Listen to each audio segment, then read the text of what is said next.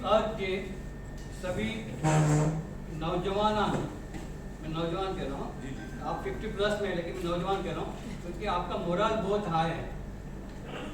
तो आपका जो भी इक़दाम आपके हैं वो काबिल तहसीन है और इन सारे इक़दाम में, आपके प्रोजेक्ट में आपके अपने गांव के लोगों का काफ़ी अच्छा साथ है। बहुत कम ऐसे गांव होते हैं जिनमें लोकल सपोर्ट मिलता है, या तो काम खींचने का काम करेंगे या कुछ और।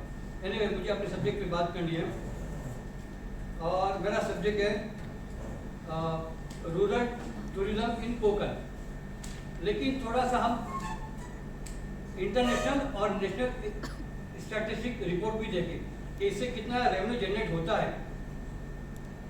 2019 एंड 20 में, उसके बाद मार्च के बाद लॉकडाउन हुआ, उसमें 1.46 बिलियन टूरिस्ट या ट्रैवलर्स ने दुनिया के अलग अलग कंट्रीज में उन्होंने ट्रैवलिंग किए, जिससे 9.25 trillion US dollar global economy को सपोर्ट मिला। ये और कौन टूरिस्ट जो है दूसरे अलग अलग कंट्री में जो गए, मैं लोकल टूरिस्ट की बात नहीं कर रहा हूँ, इसमें दूसरी कंट्री के लोग अलग अलग जगह पे जो गए, इसमें हमको क्या मिला, इंडिया को क्या मिला? तो टूरिज्म डेस्टिनेशन में इंडिया का 7वां रह गया ग्लोबली, और इंडिया की ग्रोथ जो GDP है उसका टोटल जो इनकम जो होता है उसका इंटरनेशनल टूरिज्म से 6.68% हमारे टोटल GDP का इतना रेवेन्यू जनरेट हुआ इंडिया को अदर कंट्रीज के टूरिस्ट से मिला। वो कितना हुआ? तो 13,68,100 करोड़ रुपए US डॉलर में अगर कन्वर्ट करें तो लगभग 194.30 बिलियन US डॉलर एक टूरिज्म से मिला। अब इंडिया को इतना मिला तो वो टूरिस्ट कोकन की तरफ कितने आए और कोकन की लोकल इकोनॉमी को सपोर्ट कितना मिला? क्या वाकई हमने वैसा इंफ्रास्ट्रक्चर तैयार किया है? क्या अट्रैक्ट करने में हम लोग कामयाब है? इरफान भाई जानकर बहुत सारे लोग जानते हैं, मैं तकरीबन 35 डेज 40 डेज 3 महीने के बीच में ब्रेक जर्नी का, कभी 15 डेज, कभी 20 डेज, कभी 5 डेज का टूर किया और पूरा वेस्टर्न कोस्टल यानी आपके उड़न से लेकर गोवा और महाराष्ट्र की जो बॉर्डर की जो खाड़ी है तेरेखोल फोर्ट तक का मैंने जर्नी किया और पूरी उसकी एक फिल्म बनाए, जिसमें मैंने ये ऑब्जर्व किया कि अभी तक हम लोगों में और खासकर मुसलमान लोगों में उतना अवेयरनेस नहीं है या जिम्मेदारी या हमारे लिए सेकंड ऑप्शन टूरिज्म के लिए अर्निंग का अभी तक हमने उस पर उतना काम नहीं किया है, जबकि हमारे पास काफ़ी ज़मीनें हैं। इंडिया में अगर रूरल टूरिज्म डेवलप हुआ है इरफान भाई, तो नॉर्थ ईस्ट यानी आसाम, मिजोरम, मेघालय तरफ या फिर लेह लद्दाख वगैरह, रूरल टूरिज्म हर कंट्री का अलग अलग हो सकता है और इवन उस कंट्री में भी हर इलाके का रूरल टूरिज्म अलग हो सकता है। हमारे यहाँ के ट्रैप्स है, अलग अलग इलाकों के ट्रैप्स हैं, लेकिन कोकन का रूरल टूरिज्म अलग है। यहाँ के लोगों की बोली, खाने पीने, सारी चीज़ें जो हैं, अगर हम रूरल टूरिज्म या urban tourism ministry of tourism के डेफिनेशन के हिसाब से देखेंगे तो ये रूरल टूरिज्म किसी भी फॉर्म में हो सकता है और जिससे लोकल लोगों का इकोनॉमिकल और सोशल फायदा पहुंचे। रूरल टूरिज्म के जरिए लोकल लोग और टूरिस्ट जो आते हैं इनमें इंटरेक्शन होना चाहिए। ऐसा नहीं कि गांव गया, घूम गया, निकल गया, नहीं। तो हमें उस पर क्या करना है? रूरल टूरिज्म को आप एग्रो टूरिज्म, जैसे आपने फिर कहा इको, तो इको सस्टेनेबल टूरिज्म से भी जोड़ सकते हैं। और ये काम कोकन में हमारे गैर मुस्लिम हजरात कर रहे हैं, अलग अलग जगहों पे कर रहे हैं। उन्होंने अपने फार्म गए, उन्होंने कोकन की पुरानी तरह के मट्टी के घर बनाए हैं और अच्छी खासी फीस देकर लोग उसमें पैसा देकर वहाँ जाकर रह रहे हैं। अलग अलग जगहों से आपके लोग रहते हैं। एक मुंबई में जॉब कर रहा था, वो गांव चला गया, यहाँ का जॉब छोड़ के 20-25 हज़ार था, वहाँ पे अपनी ज़मीन, खेती, जानवर, सारी चीज़ें थी, उसको उसी में काम किया। अब कोई जा रहा है, भाई भैंस का दूध तो शहरों में मिल रहा है, गाय भैंस का, लेकिन वहाँ जाके लोग खुद एक्सपीरियंस लेते हैं, प्रैक्टिकली भैंस का कैसा दूध निकाला जाता है, बकरी का दूध कैसे निकालते हैं, और उसी चीज़ को खरीद के वो लोग पीते भी हैं वहाँ पे। तो आगे मैं इसका और बताऊँगा कि एक्टिविटीज़ में बताऊँगा वो चीज़ें क्या है। अब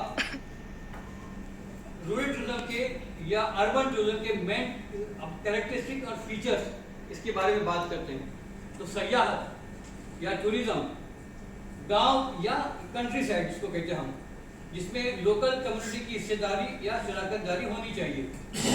जब तक लोकल सपोर्ट नहीं है, उनका आपको साथ नहीं मिलेगा, तब तक आप कामयाब नहीं है। अब वो सपोर्ट कैसे लें?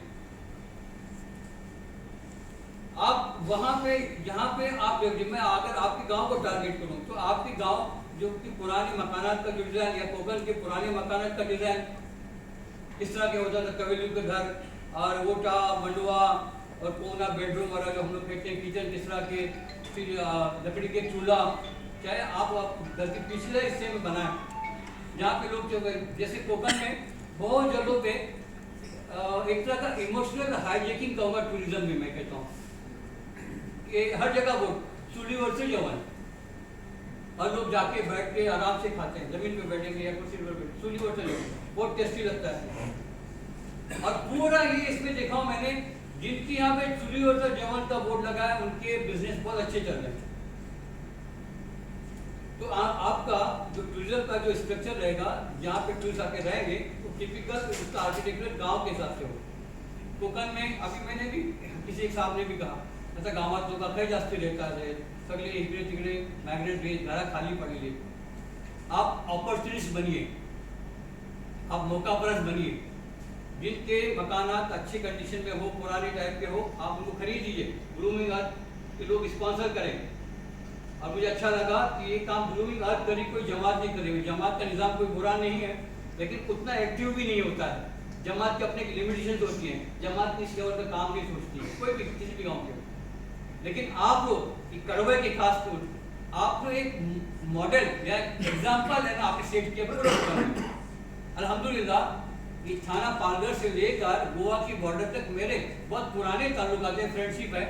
और चूँकि मैं एजुकेशन फील्ड में रहा और सोशल फील्ड में रहा और मैंने कंटिन्यू काम किए हैं, इवेंट्स किए हैं 2007 से मुंबई में और 2009 से पूरे कोकन में एजुकेशन अवेयरनेस पे काम किया, जिससे मेरे ताल्लुकात हैं और जिससे लोगों के साथ मेरा इंटरेक्शन होता है, मेरी दोस्ती है पर्सनली। कोई भी गांव के लोगों की सोच इतनी मॉडर्न और इतनी एडवांस और अपनी तहजीब को लेकर नहीं है।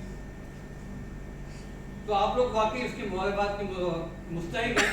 और मैं चाहूँगा, ये आपका तीसरा इवेंट अटेंड कर रहा हूँ और बहुत ही डाउन टू अर्थ लोगों से मिलता हूँ। मैं चाहूँगा कि ये आपकी जो चीज़ें हैं, आपके आसपास के गांव को जोड़िए। जैसे हमें आप बुलाते हैं, आपके आसपास के गांव के लोगों को एज ए गेस्ट बुलाइए, उन्हें इज्जत दीजिए। और आप लोग इज्जत देने में काफ़ी बहुत आगे हैं, मैं इसका गवाह हूँ। अब जो मकान जो होगा, वहाँ पे रहने का इंतजाम अच्छा हो, साफ मकान हो, सेहतमंद हाइजेनिक हो, पेस्ट कंट्रोल किया हुआ हो। आपके मेनू में हमें चाइनीज या मुगलाई या इटालियन डिशेस नहीं चाहिए। कोकन में टूरिस्ट जो जाते हैं या जिस इलाके में जाते हैं, देखिए टूरिस्ट होना और एक ट्रैवलर में फर्क है। जो ट्रैवलर होता है वो इन्फ्लुएंसर होता है, जो ट्रैवलर होता है वो इन्फ्लुएंसर होता है। वो लोगों की वहाँ की लाइफ किस तरह की है, उनकी बोलियाँ क्या है, उनकी तहजीब क्या है, उनका कल्चर क्या है, उनका पहनावा क्या है, उनके खाने क्या है, उनके नाश्ते क्या है, उनमें क्या अच्छाइयाँ हैं, वो ग्लोबली पहुँचाता है। तो आपने अपने मेनू में कोकनी नाश्ते, यहाँ पे पुराने औरतें नहीं है, जैसे देखिए शादी होने का अनली पानी अनली पानी, आप नाश्ते में वो चीज़ रख सकते हैं। ये अनली पानी का सूप है, आजकल चाइनीज सूप फेमस, गली मोहल्ले में उकड़ा पानी। हाँ, तर मी आज तुम कैसे करती, खाला होती, मी बोलले खाला असती ते मी त्याला विचारता, तुमच्याकडे उकड़ा पाणी बोलतात, तुमच्या गावाला दिला नव्हतं सासूनीस ना? बनवतो आपण, very good, specially for kids जी।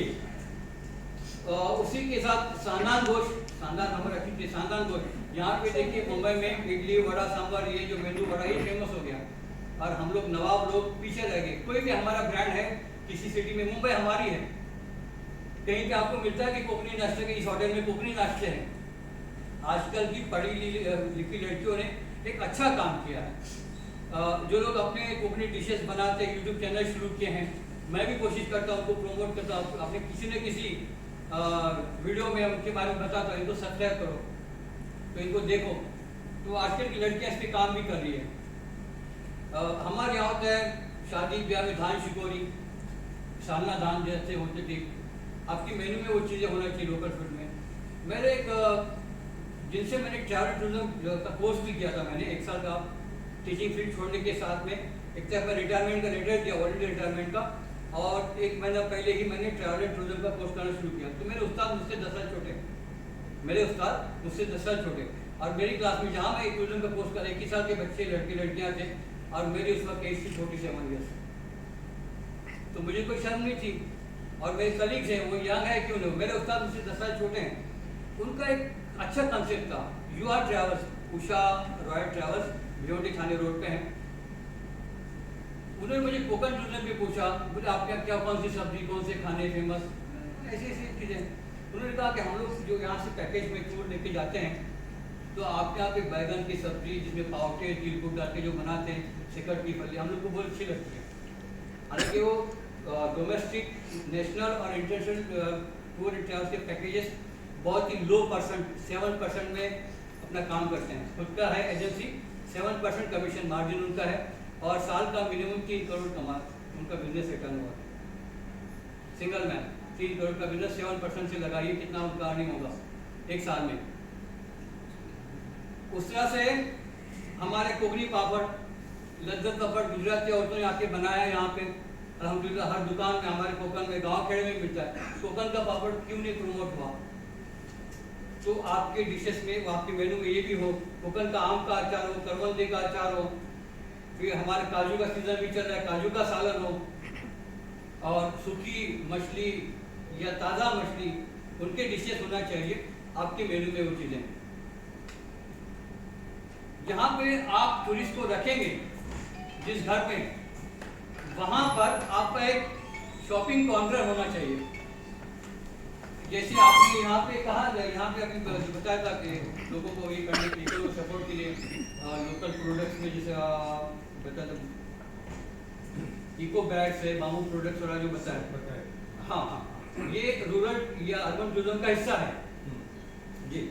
तो आप लोग ऑलरेडी इस पे काम कर रहे हैं, आगे और थोड़ा और ऑर्गेनाइज होकर काम करें। तो इसमें क्या, जो टूरिस्ट शॉपिंग सेंटर जो आपकी जिस घर में एक काउंटर होगा, और आपका जो इंचार्ज होगा वहाँ का, वो उसी के अंडर में चीज़ लॉक रहेगी, वहाँ पे डिस्प्ले में रखी जो चीज़ चाहिए वो लोग वहाँ खरीदेंगे, हिसाब भी वही रखेगा, एंट्री भी वही लेगा, ज़्यादा स्टाफ की जरूरत है, सिंगल मैन काम करेगा, एक सफाई वाली कोई औरत हो वो ये काम संभाल सकती है। उस तरह से हमारे कटहल मिलते हैं, जामुन है, कटहल तो हम लोग जो फनस खाते हैं खाली भूल गए, लेकिन जी अटल, हाँ कहाँ अटल फणस, आणि फणसाचं घर खाल्ल्याच्या बाद रेती ते अटल, आणि अटल जी पावट्यातला जी कापून बनवतात, हा पाण्यातला, हा जी अटलवणी, मला कोणते माझ्या विचाराची मिळली जी माशाल्लाह। ते करवंदे प्रोडक्ट्स वर आहेत, करवंदेचा आचार पण बनते, आपण नाही बनवत, आणि जी फणसाची घरे आहेत त्याची पण पापडी, जशी आम पापडी बनते ना, अशी पण फणसाची पण पापडी बनवते सुकून त्याला आंब्यासाठी, आमरससाठी। तो ये प्रोडक्ट्स भी आप रख सकते हैं, चाहे खरीद के लाए लोग बनाएं, और आप यहाँ पे जो भी इस तरह के प्रोडक्ट्स हैं वहाँ पे सेल करें। वहाँ पे गोदरी रख सकते हैं कोकनी, और कोकनी की तकिया कवर पुराने में शादी में जो दिए जाते थे, अभी तो नहीं, अभी रेडीमेड जो सब आ गई चीज़ें, उस वक्त तकिए कवर बाकायदा बनाते, और क्या हमारे जो कपड़ा लाते उससे अपना हैंड बैग भी बना देते, एम्ब्रॉयडरी करते थे, वो अभी आज की बात लड़कियों में वो चीज़ें आगे नहीं आगे आई, कहीं ना कहीं हमारी कमजोरी है। रूरल टूरिज्म का एक हिसाब ये भी है कि आपके जो टूरिस्ट आता है वो लोकल ट्रांसपोर्ट का इस्तेमाल करना है, जिसमें सेंस रहता है टूरिस्ट जो बाकी भाई मुझे रूरल टूरिज्म में ही करना है, तो वो क्या करेगा, लोकल ट्रांसपोर्ट जो आपकी एसटी बस, अगर आपके गांव से बाहर संगमेश्वर जाना, चिपकू जाना, तो लोकल ट्रांसपोर्ट आप कैसे ऑटो रिक्शा चलती होगी, किसी गाँव में बसें वगैरह नहीं है तो वहाँ पे बैलगाड़ी का इंतजाम होता है, या घोड़ा या साइकिल या अदर ट्रांसपोर्टेशन है, उनका इस्तेमाल करें। अब आपके यहाँ पे अगर गांव में बैलगाड़ियाँ किसी न किसी की तो होगी, आप उनके साथ कॉन्ट्रैक्ट रखेंगे कि मुझे एक ये हमारे टूर से 4 लोग आए, इनको एक गांव का चक्कर, तो एक ये 2-4 लोगों के लिए 200 रुपये का वो ले जाता है। तो सपोर्ट आपने क्या किया, न बैलगाड़ी खरीदी, न बैल संभाल रहे, न गोबर साफ कर रहे हैं, लेकिन एक लोकल आदमी को क्या किया, बिजनेस दिया और हमको एंटरटेनमेंट मिला। देखिए टूरिस्ट आता है, आप उसको बिरयानी हैदराबाद की यहाँ की वहाँ की मत बताओ, वो आपके यहाँ है, वो आपको जानना चाहता है, वो आपके यहाँ पे लोकल चीज़ों में जितना इन्वॉल्व होगा, जितना बिजी देखेंगे वो लेके जाएगा।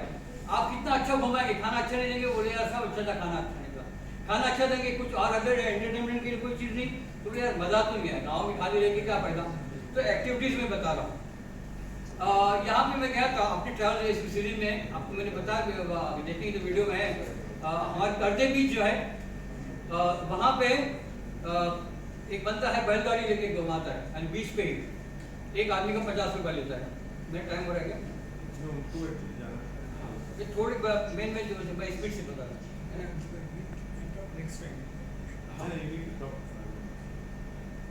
हमारा रूल हम फोकस जो है, लोग जो आते हैं वो something to do, something to see और समथिंग टू बाय, ये होना चाहिए।